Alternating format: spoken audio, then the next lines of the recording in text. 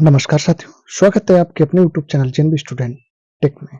जैसे कि आप जानते हैं कि इस YouTube चैनल पर आपको तहसील से संबंधित तमाम वीडियो मिलती है, लेखपाल साथियों से संबंधित तमाम वीडियो मिलती है। तो इसी कड़ी में आज मैं आपको बताने वाला हूं एक यूनिक वीडियो धारा 116 यानी उत्तर प्रदेश राजस्व संहिता 2006 की धारा 116 क्या है और उसकी नियमावली क्या है, इसके बारे में विस्तृत रूप से बताने वाला हूँ। तो यदि आप पहली बार इस YouTube channel JNB student take पर आए तो सबसे पहले चैनल को सब्सक्राइब कर लें, साथ में बगल में बने बेल आइकन को भी प्रेस कर दें ताकि आने वाला हर नोटिफिकेशन सबसे पहले आपको मिल सके।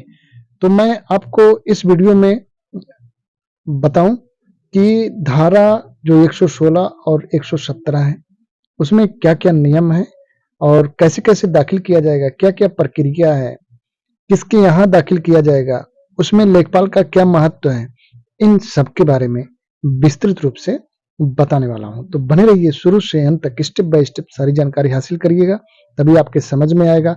बीच से आप वीडियो क्विट करके चले जाएंगे तो आपके समझ में नहीं आएगा। तो एक बार पुनः आपसे गुजारिश कि यदि आप पहली बार आए हैं तो चैनल को सब्सक्राइब जरूर कर लें। तो आइए सीधे चलते हैं उस पेज पर जहां से पूरी जानकारी आपको देने वाला हूं। हम आ गए उस पेज पर। जैसा कि आप देख पा रहे होंगे, उत्तर प्रदेश राजस्व संहिता 2006 विभाजन ये क्या है, 116 उत्तर प्रदेश राजस्व संहिता 2006 की धारा 116 जोत के विभाजन के लिए वाद कहाँ प्रस्तुत करेंगे। नंबर 1, भूमिधर ऐसी जोत कि जिसका यह शय अंशधारी है विभाजन का वाद प्रस्तुत कर सकता है।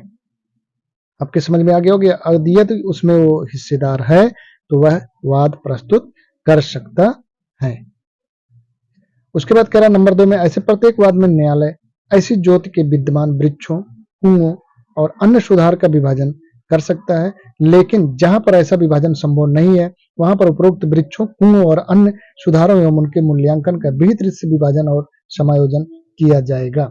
नंबर 3 में कह रहा वहीं ग्राम पंचायत से भिन्न वाद के सभी पक्षकार प्रत्येक जोत से संयुक्त रूप से हित रखता हो, वहां कह रहा कि वहीं एक से अधिक जोतों के विभाजन के लिए एक ही वाद संस्थित किया जा सकता है। यानी आप ऐसे समझे कि यदि कई काश्तकार हैं और उनके नाम से कई जगह गाटे हैं और सब में उन लोग का हिस्सा है, तो एक ही वाद योजित करके उसका विभाजन एक साथ करवाया जा सकता है। इस तरह से आप एक ही वाद से सभी गाटों का विभाजन करवा सकेंगे। आगे बढ़ते हैं। आगे आपको मैं बताता हूं कि नंबर 4 में इस धारा के अधीन प्रत्येक वाद के लिए संबंधित ग्राम पंचायत को पक्षकार बनाया जाएगा, यानी उस ग्राम पंचायत को ही पक्षकार बनाया जा सकेगा। अब कह रहा है धारा 117 जोत के विभाजन के लिए न्यायालय का क्या कर्तव्य है, इसके बारे में जानते हैं। नंबर 1 कह रहा है धारा 116 के अधीन जोत के विभाजन के प्रत्येक वाद में सहायक कलेक्टर का न्यायालय का ऐसी प्रक्रिया का पालन करेगा जो विहित की जाए। हाँ, प्रत्येक ऐसे विभाजन के संबंध में देय भू राजस्व को प्रभावित करेगा, यानी भू राजस्व का भी विभाजन किया जाएगा। 2, धारा 116 में निर्दिष्ट जोत के विभाजन से अंतिम डिक्री के दिनांक के पूर्व देय भू राजस्व के संबंध में उसके खातेदारों के संयुक्त दायित्व पर कोई प्रभाव नहीं पड़ेगा। अब हम बात करेंगे नियमावली क्या कहती है, उसके क्या नियम है और विस्तृत रूप से उसको भी बता देता हूं। नियमावली कह रहा है जोत के विभाजन के लिए वाद धारा 116 जोत का विभाजन।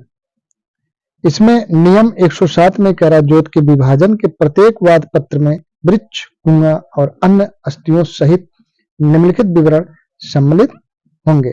कौन कौन से विवरण हैं, आइए उसको भी अच्छे से हम जानते हैं। निम्नलिखित विवरण सम्मिलित होंगे, कौन कौन से हैं उसको जानते हैं। नंबर 1, वादी का नाम होना चाहिए, उसके पिता का नाम और पता होना चाहिए। नंबर 2 कह रहा जोत में अन्य सहखातेदारों के नाम, पितृ नाम व पता होना चाहिए। नंबर 3, वादी द्वारा दावा किया गया अंश, यानी वो कितने अंश पर अपना दावा कर रहा है, ये होना चाहिए। नंबर 4, अन्य सहखातेदारों का भी अंश निश्चित होना चाहिए। अंश मतलब हिस्सा। नंबर 5 में कह रहा जोत की खतरा संख्याओं, क्षेत्रफल और भू राजस्व सहित विस्तृत विवरण होना चाहिए। 6, वादी अभिलिखित अथवा अनामलिखित खातेदार है। नोट, वादी के वाद पत्र के साथ खतौनी व अन्य अभिलेखों जिस पर वाद पत्र आधारित है की सत्यापित प्रतियां संलग्न होंगी। विभिन्न जोतों के विभाजन के लिए वाद धारा 116 प्रारंभिक एवं अंतिम डिग्री। क्या करा 108 नियम 108 जहां एक से अधिक जोतों के लिए वाद हो वहां नियम 107 में वर्णित विभाजन के विवरण वाद पत्र में सभी जोतों के लिए दिया जाएगा। यानी जब जो विवरण है वो जो होगा यानी जितने गांठे होंगे उसका अलग अलग विवरण भरना होगा। नियम 109 कह रहा कि 109(1) यदि वाद पत्र नियम 107 अथवा नियम 108 के अनुसार है तो धारा 117 इसे दावे के रूप में दर्ज रजिस्टर कर लिया जाएगा और प्रतिवादीगण को अपना लिखित अभिकथन दाखिल करने के लिए बुलाया जाएगा। तब ऐसे दावे का निस्तारण सिविल प्रक्रिया संहिता 1908 के प्रावधानों के अनुसार किया जाएगा। नंबर 2 अगर आप विभाजन करने के पहले न्यायालय का क्या कार्य है, क्या दायित्व है, उसके बारे में जान लेते हैं। का वादी और अन्य सह खातेदारों में प्रत्येक का अंश अलग अलग निर्धारित करेगा। हाँ, यह अभिलिखित करेगा कि कौन कौन से खातेदार यदि कोई हो संयुक्त बने रहना चाहते हैं।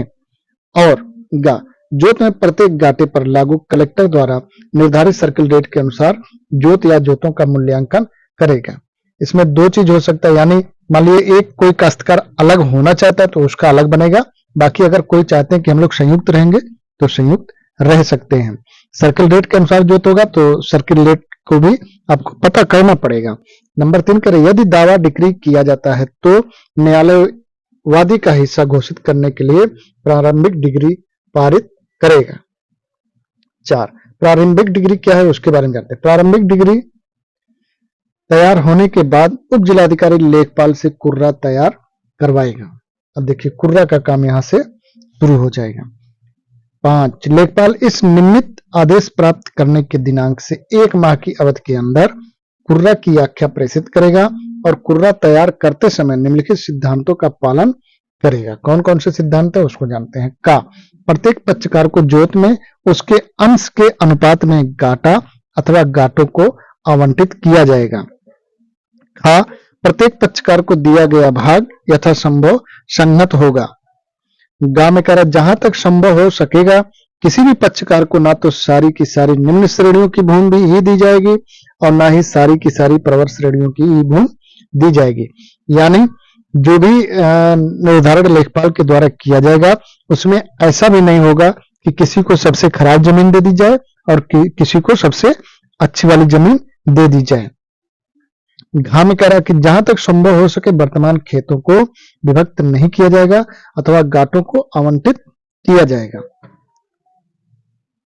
अंगा ऐसे गांठे जो किसी खातेदार के कब्जे में अलग से हों यथासंभव उस खातेदार को आवंटित किए जाएंगे यदि वे उसके अंश से अधिक ना हो। में आप जाने गए कि ऐसे गांठे जो किसी खातेदार के कब्जे में अलग से हों यथासंभव उस खातेदार को आवंटित किए जाएंगे यदि वे उसके अंश से अधिक ना हो।